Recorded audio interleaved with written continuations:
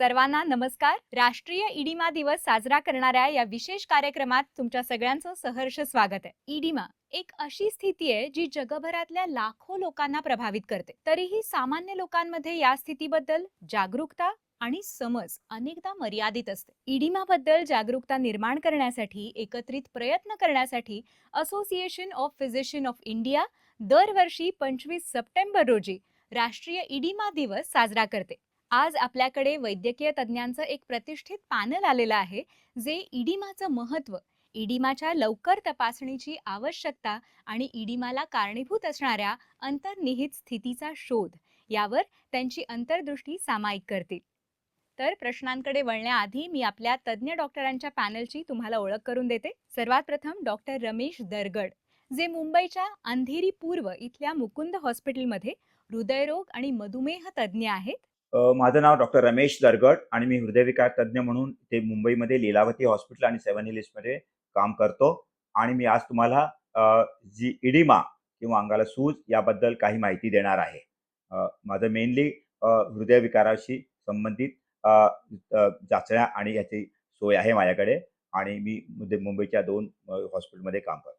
Doctor Vivek Mahajan हे डोंबिवली पश्चिम ठाणे इथल्या महाजन हार्ट क्लिनिकमध्ये प्रॅक्टिस करतात. ते हृदयरोग तज्ञ आहेत. नमस्कार, मी doctor Vivek Mahajan, Fortis hospital कल्याण येथे मी इंटरव्हेन्शनल कार्डिओलॉजिस्ट अर्थात हृदयरोग तज्ञ म्हणून कार्यरत आहे. त्याबरोबरच डॉक्टर चरण लांजेवार हे देखील आलेले आहेत, जे परेल पूर्व मुंबई इथल्या केईएम रुग्णालयात हृदयरोग तज्ञ आहेत. नमस्कार मंडळी, मी डॉक्टर चरण लांजेवार, इंटरव्हेन्शनल कार्डिओलॉजिस्ट, केएम हॉस्पिटल आणि ग्लेन ईगल हॉस्पिटलला अटॅच्ड आहे. मी आज नॅशनल एडिमा डे याच्याबद्दल तुम्हाला काही माहिती देणार आहे. डॉक्टर ऋषिकेश पाटील हे पवई मुंबई इथल्या हिरानंदानी रुग्णालयातले विख्यात हृदयरोग तज्ञ आहेत. मी डॉक्टर ऋषिकेश संभाजी पाटील.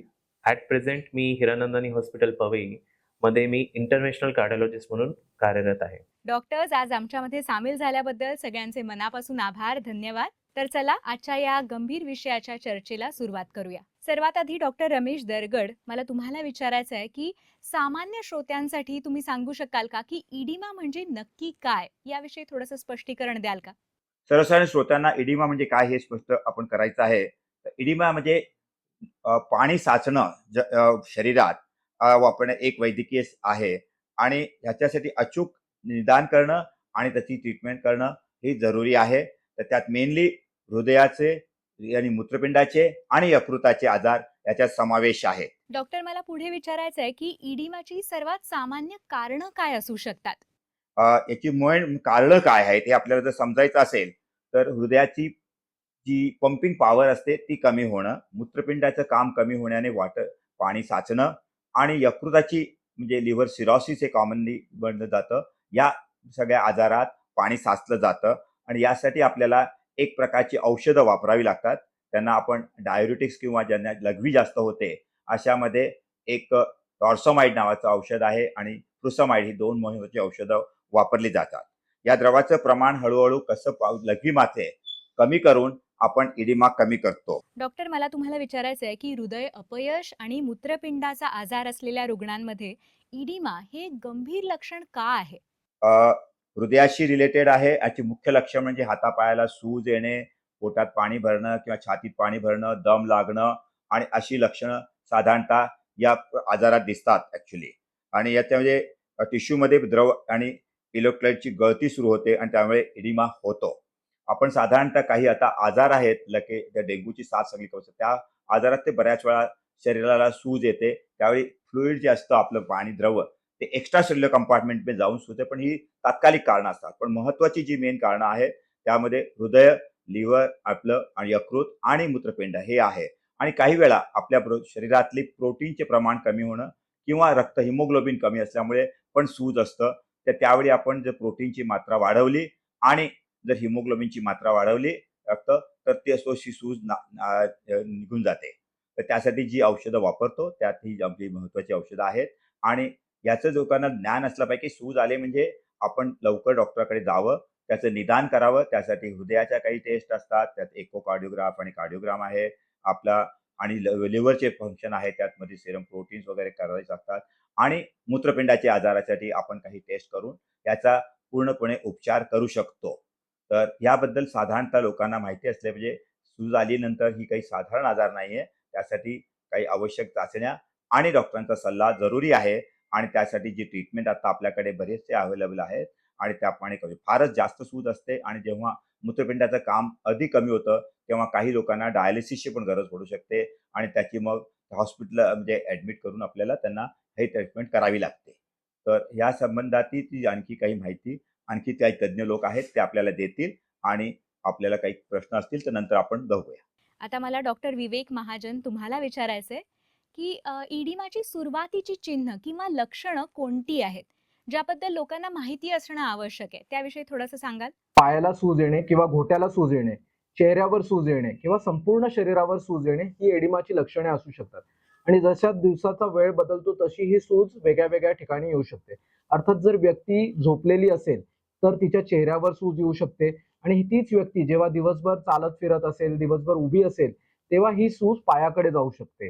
याशिवाय धाप लागणे किंवा दम लागणे आणि अचानक वजन वाढणे ही एडिमाची लक्षणे असू शकतात. अशी लक्षणे आढळल्यास एडिमाच्या पुढच्या चाचण्या करण्यासाठी डॉक्टरचा सल्ला अवश्य घ्यावा. डॉक्टर, मला आता विचारायचं आहे की तुमच्या मते इडिमा असलेल्या लोकांची स्थिती सुधारण्यासाठी स्वव्यवस्थापनाची कोणती रणनीती आहे का? काही सोप्या उपायाद्वारे आपण एडिमाचे व्यवस्थापन करू शकतो. यातील एक महत्वाचा उपाय म्हणजे ज्या भागाला सूज आलेली आहे त्या भागाला दिवसातून 3 ते 4 वेळा 30 ते 40 मिनिटे हृदयाच्या पातळीच्या वर ठेवणे. या उपायामध्ये आपण गुरुत्वाकर्षणाचा उपयोग करून ज्या भागाला सूज आली आहे त्या भागाची सूज कमी करू शकतो. दुसरा उपाय म्हणजे फिजिओथेरपी. ज्या भागाला सूज आलेली आहे त्याची सौम्य मालिश किंवा मसाज करून आपण त्या भागाची सूज कमी करू शकतो. तिसरं म्हणजे आकुंचन थेरपी किंवा प्रेशर थेरपी. यामध्ये आपण कॉम्प्रेशन इलॅस्टिक स्टॉकिंग किंवा मसल पंप ऍक्टिव्हेटर यांचा उपयोग करून ज्या भागाला सूज आली आहे त्या भागाचा रक्तप्रवाह वाढवून किंवा ब्लड सप्लाय वाढवून त्या भागाची सूज कमी करू शकतो. आणि चौथा सोपा उपाय म्हणजे बर्फ लावणे. सुजेची स्थानिक कारणे जसे मुक्का मार लागणे किंवा मार लागणे यावर बर्फ हा एक अत्यंत सोपा आणि घरेलू उपाय ठरू शकतो. डॉक्टर, इडिमा व्यवस्थापित करण्यासाठी सर्वात प्रभावी उपचार कोणते आहेत? चिकित्सालयीन दृष्ट्या एडिमाचे व्यवस्थापन करण्यास 2 महत्वाचे धोरणं आहेत आणि यातील एक पहिलं महत्वाचं धोरण आहे मिठावर प्रतिबंध करणे किंवा आहारातील मिठावर नियंत्रण ठेवणे. जर आपण आहारातील मीठ कमी करतो तर त्यामुळे शरीरात साठलेले पाणी कमी करण्यात मदत होते. जर आपण आहारातील मीठ 5 ते 6 ग्रॅमपेक्षा कमी प्रतिबंधित करू शकलो तर शरीरातील साठलेले पाणी भरपूर प्रमाणामध्ये आपण कमी करण्यात यश मिळवू शकतो व एडिमा कमी करू शकतो. याशिवाय दुसरं महत्वाचं धोरण म्हणजे औषधे आहेत. लघवीचे प्रमाण वाढवणारी औषधे यांना डायुरेटिक्स म्हणतात. यातील 2 महत्वाची औषधे आहेत फ्युरोसेमाइड आणि टॉर्सेमाइड. या औषधांनी शरीरातील साठलेले अत्याधिक पाणी व मीठ हे किडनीद्वारे किंवा मूत्रपिंडाद्वारे लघवी वाटे बाहेर फेकले जाऊ शकतात व सुजेचे प्रमाण कमी केले जाऊ शकते. डॉक्टर लांजेवार, आता मला तुम्हाला विचारायचं आहे की तुमच्या मते इडिमावर रुग्णाच्या शिक्षणाचा काय महत्व आहे? रुग्णांना प्रशिक्षित करणं हे फार महत्वाचा टप्पा आहे.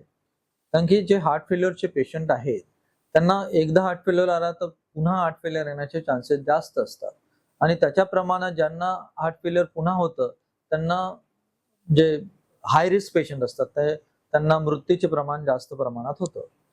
तर ते टाळण्यासाठी जर आपण रुग्णांनाच प्रशिक्षण दिलं की बाबा हार्ट फेल्युअर काय आहे, त्याचा आजार काय असतो, ते कधी त्याला आयडेंटिफाय करायचं, त्याचे ट्रीटमेंट ऑप्शन काय आहे, त्याची ट्रीटमेंट किती वर्ष चालतं, त्याचे प्रिकॉशन्स काय आहेत, हे जर आपण त्यांना नीट सांगितलं तर फ्युचरमध्ये त्यांना लवकर कळेल की आपल्याला प्रॉब्लेम वाढतो आहे, आपण लवकर डॉक्टरकडे जायला पाहिजे, स्पेशालिस्टकडे जायला पाहिजे आणि ते ट्रीटमेंट व्यवस्थित घ्यायला पाहिजे.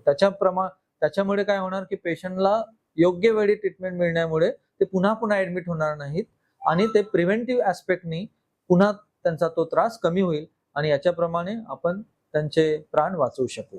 इडिमा असलेल्या रुग्णानं कोणत्या वेळी डॉक्टरांचा सल्ला घ्यावा याविषयी थोडं सांगा. वर्सनिंग हार्ट फेल्युअर म्हणजे जे हार्ट फेल्युअरचा आजार खूप ज्यांना वाढतोय ते पेशंट असतात. त्याचं मेन जे कारण आहे ते असं आहे की जेव्हा हार्ट पंपिंग कमी होतं आणि पूर्ण ताकदीने ते पूर्ण बॉडीला रक्त जेव्हा देऊ शकत नाही त्या परिस्थितीमध्ये जे रक्तवाहिनी आहे त्यांचं प्रेशर वाढतं आणि त्या रक्तवाहिनीतलं प्रेशर जास्त वाढल्यामुळे काही जे फ्लुइड आहे ते बाहेर जातं टिश्यू मध्ये आणि मग ते एडिमा होतं. तर जे टिश्यू मध्ये बाहेर जातं जे जनरली आपल्याला लेग्स मध्ये म्हणजे पायांमध्ये आणि लंग्स मध्ये पाणी जमा होतं. हे त्याचं मेन कारण आहे. आता ऍडव्हान्स ट्रीटमेंट मध्ये आता नवीन गोळ्या आलेल्या आहेत ज्या SGLT2 इनिबिटर म्हणजे आपण डापाग्लुक्लोझिन आहे, नंतर आर्नी थेरपी आहे, त्याच्यानंतर डायुरेटिक हे खूप वर्षापासून आपण त्यांना वॉटर पिल म्हणून म्हणतो, ते खूप वर्षापासून आहेत. ते शरीरातून लघवीद्वारे पाणी जास्त प्रमाणात बाहेर काढतं, त्याच्यामुळे आपल्याला दम लागणं कमी होतं. आणि याच्यापेक्षा ऍडव्हान्स ट्रीटमेंट म्हणजे जे लोक सिरियस आहेत त्यांना कधी कधी मेकॅनिकल सर्क्युलेटरी सपोर्ट आपल्याला द्यावा लागतो, किंवा अल्ट्रा फिल्ट्रेशन ही थेरपी आहे ती पण द्यावी. डॉक्टर, हृदय बिघडलेल्या रुग्णांमध्ये इडिमा कसा विकसित होतो आणि त्याच्या पुढचा प्रश्न म्हणजे त्यासाठी कुठले प्रगत उपचाराचे पर्याय उपलब्ध आहेत का? ते कोणते आहेत? किंवा पूर्ण शरीरावर सुजन आलेली आहे त्या रुग्णांनी लगेच डॉक्टरांकडे यायचं. आणि हे जे एडिमा आहे ते बेसिकली पायावर सुजन येणे, कधी दम लागणे, खूप चालताना लवकरात लवकर थकून येणे, जेवण कमी होणे, वजन वाढणे, हे आणि भरपूर प्रमाणात दम लागून रात्री झोप न लागणे, हे भरपूर त्याचे चिन्ह आहेत. तर हे कुठलंही चिन्ह तुम्हाला दिसलं, कुठल्याही रुग्णांना आढळलं, तर लगेचच डॉक्टरकडे येणं महत्वाचं आहे. याच्यासोबत जे ऍडव्हान्स हार्ट फेल्युअर ज्यांना होतं त्यांना पायामध्ये सुजन येऊन जर आपण बोट दाबलं तर ते दबलेलंच स्किन असते, किंवा जी त्वचा आहे ती शायनिंग त्वचा रुग्ण लोकांना असू शकते. तर हे जर चिन्ह असले तर लवकरात लवकर त्यांनी डॉक्टरांकडे येणं महत्वाचं आहे. डॉक्टर ऋषिकेश पाटील, आता मला तुम्हाला प्रश्न विचारायचा आहे की तीव्र मूत्रपिंडाचा आजार असलेल्या रुग्णांमध्ये सूज येणं आणि मूत्रपिंडाचं कार्य बिघडणं यामधला संबंध तुम्ही स्पष्ट करू शकाल का? जेव्हा आपण म्हणतो किडनीचे आजार, तर किडनीचे आजार म्हणजे काय, तर किडनी प्रामुख्याने जुन्या हळूहळू खराब होत चालली आहे किंवा अॅक्यूट खराब झाली आहे. त्या दोघं केसमध्ये किडनीचं मेन फंक्शन असतं बॉडीमध्ये जे अतिरिक्त पाणी जमलंय किंवा बॉडीमधलं जे अतिरिक्त सॉल्टचं प्रमाण आहे किंवा सोडियमचं प्रमाण आहे त्याला बाहेर काढणं. जेव्हा हे किडनीची कार्यक्षमता कमी होते तेव्हा बॉडीमध्ये हे पाणी जमायला सुरुवात होतं. एवढंच नाही तर बॉडीमध्ये सॉल्टही जमायला सुरुवात होते. त्यामुळे बाजूला बॉडीमध्ये सूज यायला सुरुवात होते. मेनली मुख्यतः डोळ्याच्या आजूबाजूला, पायाभोवती, घोट्या बाजूला. आणि हे जर थोडंसं लांब तर राहिलं की ज्याला इलाज नाही राहिला तर मग हळूहळू लंग्समध्ये पाणी जमणं, दम लागणं असं सुरू होतं. बऱ्याचदा इनफॅक्ट आपण बघतो ज्यांना किडनीचा प्रॉब्लेम आहे तेव्हा बॉडीचं ब्लड प्रेशर मेंटेन राहत नाही, ब्लड प्रेशर जास्त राहतं. त्याच्यामुळे रक्ताच्या आतलं जे पाणी आहे ते रक्तवाहिनीच्या बाहेर जाऊन त्याला आपण एक्स्ट्रा सेल्युलर इडिमा जे म्हणतो ते प्रमाण पण आपल्याला दिसतं. पण जर हे जरी असलं तर त्यांना घाबरून जायचं कारण नाही. त्याला बऱ्यापैकी औषधं असतात की जे एक्सेस पाणी काढायला मदत करतं. जेवणावरती आपण पाण्याचं प्रमाण कंट्रोल ठेवतो, मिठाचं प्रमाण कमी करतो, आणि in a worst case scenario झालंच तर याला डायलिसिसची गरज पडू शकते की त्याच्यामुळे हे एक्सेस पाणी गेल्यावर पेशंटला सिम्प्टमॅटिकली बराच फरक पडू शकतो. डॉक्टर, यकृताच्या सिरोसिस सारखी यकृताची स्थिती असलेल्या रुग्णांमध्ये इडिमा कसा प्रकट होतो आणि कोणत्या उपचार पद्धती त्यासाठी वापरल्या जातात? पूर्ण अंगावर सूज येण्याचं अजून प्रमुख दुसरं कारण असतं ते म्हणजे यकृतामधला बिघाड. तर यकृत काय करतं, बॉडीमध्ये जे प्रोटीन्स असतात हे प्रोटीन्स डेव्हलप करायला यकृताचा मेजर हातभार असतो. हे प्रोटीन काय करतात की सेलमध्ये पाणी जमा ठेवतं, त्याला ऑस्मोसिसच्या पद्धतीने जे म्हणतो. जेव्हा हे बॉडीतलं प्रोटीन कमी होतं तर हे सेलमधलं पाणी बाहेर डिसिपेट होतं, की त्याच्यामुळे एक्स्ट्रा सेल्युलर एरियामध्ये सूज यायला सुरुवात होते. तुम्ही बघाल तर यकृताचे जे पेशंट असतात त्यांना सुरुवात मेनली पोटाच्या फुलण्यानं होतं, मग हळूहळू पायाला सूज येणं, दम लागणं असं सुरू होतं. तर हे मुख्य कारण असतं की बॉडीतले प्रोटीन किंवा अल्ब्युमिन हे जे म्हणतो त्याला कमी होण्यानं होतं. त्यामुळे याचा जर इलाज म्हटला तर अशा पेशंटला आपण हाय प्रोटीन डाएट रेकमेंड करतो आणि अल्ब्युमिनचे इंजेक्शन्स आपण प्रेफर करतो. आणि जर सोबत असोसिएटेड यकृताचा आजार जर हार्ट वीकमुळे झाले तर त्या दृष्टीने काही औषधं देतो. एक्सेस वॉटर जाण्यासाठीचे जे काही डायुरेटिक्स असतात ते आपण ट्राय करतो. आणि अगदी शेवटच्या स्टेजमध्ये जर यकृत खरंच काम करायचं खूप कमी झालंय तर अशा वेळेस आपण लिव्हर ट्रान्सप्लांट म्हणजे यकृत आरोपणाचाही आपण विचार करतो. डॉक्टर ऋषिकेश पाटील, आता मला तुम्हाला विचारायचं आहे की थायरॉइड डिस्फंक्शन, विशेषतः हायपोथायरॉइडिझम, इडिमाच्या विकासासाठी हे कसं कारणीभूत ठरतं आणि मग त्याच्या व्यवस्थापनासाठी सर्वोत्तम दृष्टिकोन कोणता असू शकतो याबद्दल थोडंसं सांगा. बरोबर. थायरॉइड मध्ये सुद्धा आपण बघतो पूर्ण अंगावरती सूज येताना बघतो. तर थायरॉइडचं मेन काम काय असतं की ते जे काही एन्झाईम्स असतात की थायरॉइड जे थायरॉक्सिन सारखे जे हॉर्मोन्स असतात, तर हे बॉडीचं मेटाबॉलिझम बॉडी मेटाबॉलिझम मध्ये काम करतं. सो जेव्हा हे लेवल्स कमी असतात तर बॉडी मेटाबॉलिझम कमी होतं. तेवढंच नाही तर सेल्समध्ये ग्लायकोजम आणि ग्लायकन सारखे काही मॉलिक्युल्स असतात किंवा काही प्रोटीन्स असतात ते जमतात, की त्याच्यामुळे ही सेल फुलायला वगैरे सुरुवात होते.